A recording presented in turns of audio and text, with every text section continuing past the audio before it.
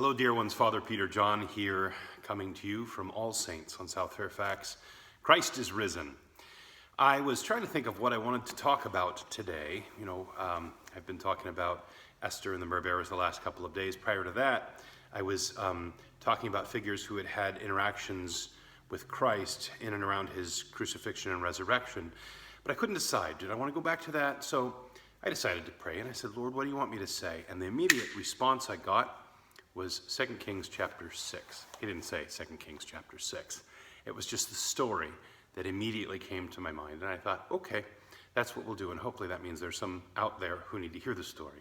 It's a very, very beautiful and important story about the prophet Elijah when he's in trouble. The story goes that the king of Syria is attacking the land of Israel with his armies. And the problem is that he's experiencing is that he will begin to set plans in motion, but Elisha, being a prophet, knows what the plans are ahead of time, and so it ends up foiling the plans. It's extremely frustrating to the king of Syria. And so the king of Syria calls in his attendants, and he says, which one of you is the traitor? Which one of you is telling the king of Israel what my plans are? Because he can't get the element of surprise on the king of Israel. And so one of them speaks up and says, it's not us, it's this Elisha, he's the problem. The actual quote that says, it says, Elisha, the prophet who's in Israel, tells the king of Israel the words that you speak in your bedroom. In other words, he can hear what you're saying even if he's nowhere near you, which is pretty amazing, actually. So the king of Syria decides he's got to get Elisha. He's going to get him. So he sends his armies out to Dothan, where Elisha is staying, and he surrounds the whole city at night. And then in the morning, Elisha's helper, his servant, goes out of the house as the sun is coming up, and he looks and he sees the soldiers surrounding the city, the chariots and the horses and the soldiers. And he's terrified, and so he goes inside and he says, what shall we do? Master, what shall we do? And Elisha says something awesome. It's awesome. He says, do not fear, for those who are with us are far more than those who are with them. So Elisha's servant is confused by this. He's not quite sure what he means, and so Elisha prays, and he says, Lord, open his eyes that he may see. And all of a sudden, Elisha's servant looks around Elisha, and he sees on the mountains surrounding Elisha that there are horses and chariots of fire. God's army is surrounding Elisha, whom they call the man of God. Now, at this point, the army of the Syrians begins to approach. And they come to the place where Elisha is, and Elisha meets them. And as he meets them, he says, Lord, blind these men. And all of a sudden, the men can't see. And so Elisha goes up to them and says, this isn't the place you want to be. This is not the place you're looking for. I'll take you to the place you're looking for. This is the wrong city. So they're all blinded, and they don't know what to do. They decide to follow Elisha. So they follow him, and he leads them to Samaria, to the place where the king of Israel is.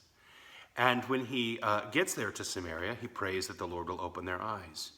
And they open their eyes, and all of a sudden they can see, and they realize they are in Samaria. The king of Israel looks and he sees them.